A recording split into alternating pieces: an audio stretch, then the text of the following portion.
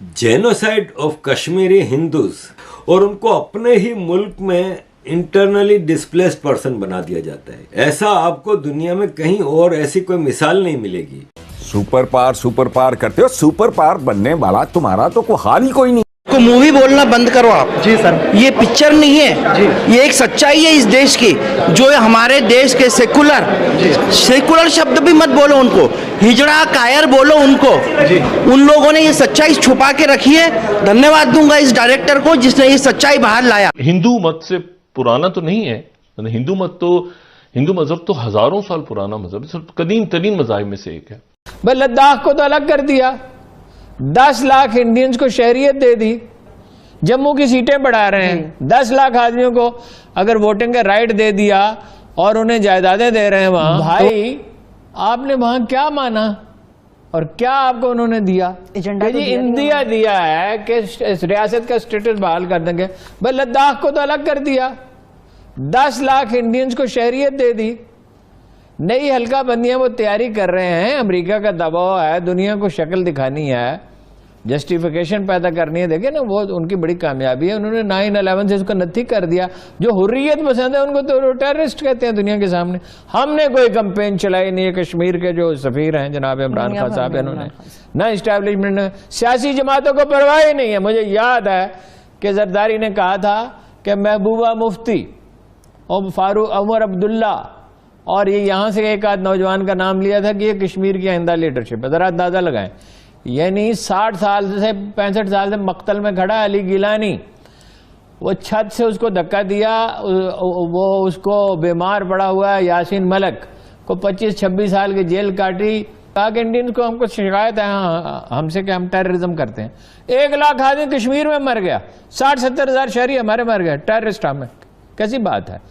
हमारी तो political leadership का हाल क्या है? इंडिया दिया है भाई, लद्दाख को तो अलग कर दिया, जम्मू की सीटें बढ़ा रहे हैं, 10 लाख आदमियों को अगर वोटिंग का राइट दे दिया और उन्हें जायदादें दे रहे हैं वहां, तो वो किसको वोट डालेंगे?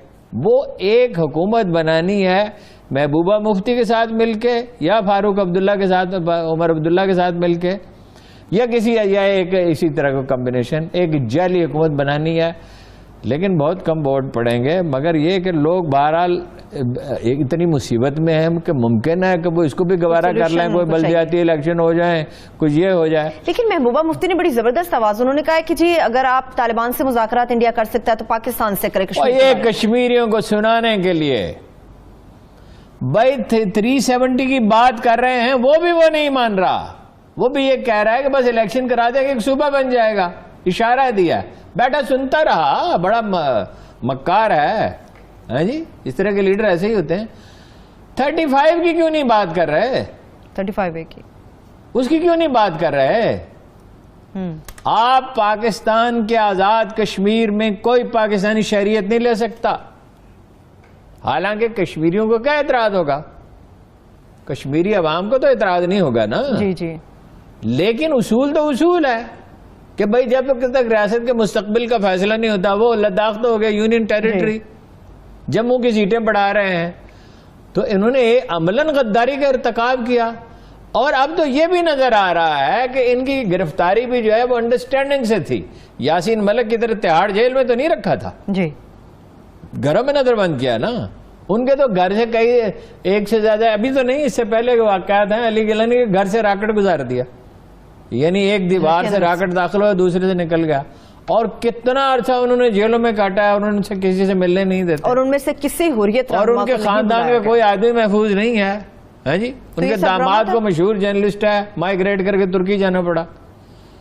तो ये तो अंडरस्टैंडिंग से सब ड्रामा है। और उन सब एपीसी ड्रामा था नहीं, इंडिया पर मफादात हासिल करने के लिए कर रहे हैं, ये ड्रामा कर रहे हैं। ये है इख्तदार के पैसे के भूखे गुलाम, इब्ने गुलाम। जैसे हमारी ये शराफिया है कि अमेरिका तुम्हारे सर पे थूकता है और तुम्हारा मजाक उड़ाता है और तुम्हें गुलामों की तरह ट्रीट करता है, फिर भागे हुए उसके पास जाते हो। कैसे लगे था कश्मीर फाइल?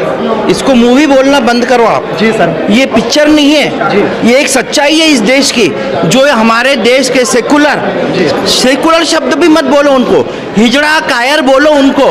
जी। उन लोगों ने ये सच्चाई छुपा के रखी है। धन्यवाद दूंगा इस डायरेक्टर को जिसने ये सच्चाई बाहर लाया, और जूता मारे उन सेकुलरों को, उन कुत्तों को जिन्होंने इतनी सच्चाई छुपा के रखी है, इस देश को बर्बाद किया है। हर चीज मालूम है क्या? 1947 में कितने हम बर्बाद हुए आप लोगों को मालूम है? कितने हिंदुओं के पे अत्याचार हुआ क्या आप लोगों को मालूम है? किसी किताब में पढ़ाया गया कि वहां से औरतों को नंगा करके जब वो निकलती थी हिंदू औरतें तो उनको नंगा किया जाता था? हमारे देश की किसी किताब में पढ़ाया गया? लेकिन हिटलर ने क्या किया ये पढ़ाया गया? कौन लगता था हिटलर हमारा? ये क्या जिन्होंने इतिहास लिखा उनका बाप था? रोना क्यों नहीं आता? लोग नामर्द है इस देश के। मुझे तो अफसोस इस देश के यूथ का है। जब मैं टॉकीज में बैठा था ना तो मेरे पीछे कुछ जवान लड़के हंस रहे थे। अगर उनकी माँ बहनें वहां होती तो वो हंसते। ये पिक्चर नहीं है, ये हमारे देश की सच्चाई है। करवाइए, ये बर्बाद किया है हमारे देश को। ताली मत बजाओ, नफरत करो। सबसे पहले नफरत उन हिंदुओं से करो जो सेकुलर है, नहीं तो हमारे आने वाली पीढ़ी बर्बाद हो जाएगी। मैं आप लोगों को बोल रहा हूँ, बहुत बर्बाद किया हमारे देश को, बहुत हुआ है। अरे नफरत करता हूँ, मुझे किसी मुसलमान से नफरत नहीं है, मुझे नफरत है देश के उन हिंदुओं से जो इन लोगों को पालते हैं। नफरत है सेकुलरों से। मर जाओ भड़वो। शिवाजी ने अपना सिर कटा लिया, महाराणा प्रताप समझा के, लेकिन इस देश को बर्बाद किया तो सेकुलर हिंदुओं ने, किसी दूसरे ने नहीं। किसी बाहर के आक्रांता में हिम्मत नहीं थी कि हमारे देश को बर्बाद कर देता। हमारे देश को बर्बाद किया है हमारे देश के सेकुलर हिंदुओं ने। शिवाजी अगर हारे हैं या वो जीत नहीं पाए तो हमारे देश के सेकुलर हिंदुओं के लिए।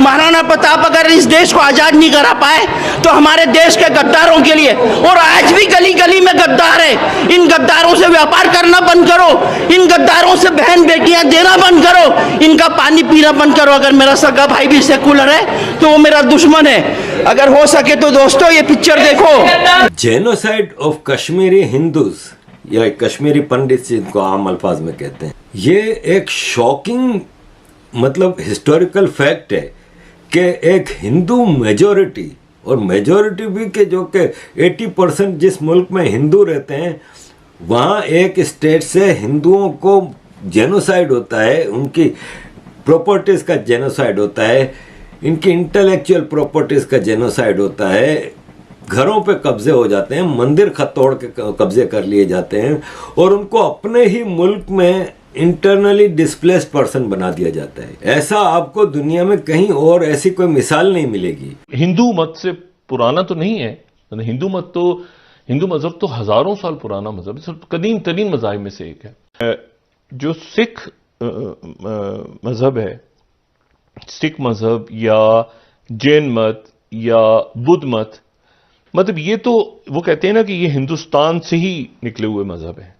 ये तो इसी धरती से जो कि हिंदुस्तान है यहीं से निकले। क्रिश्चियनिटी बाहर से आई है या इस्लाम बाहर से आया है। तो यहां पे एक नॉर्मल पाकिस्तान इंशाल्लाह बनेगा। और थोड़ी देर के लिए बीच में कुछ अब नॉर्मल चीजें आ गई हैं। हमारी भी सिविल सोसाइटी बड़ी मुतहर्रिक है, उनकी सिविल सोसाइटी बड़ी मुतहर्रिक है, और उनकी बातें सुन के और ये मजहब के हवाले से ये खूबसूरत चीजें देख के कि वहां पे वो गले लगा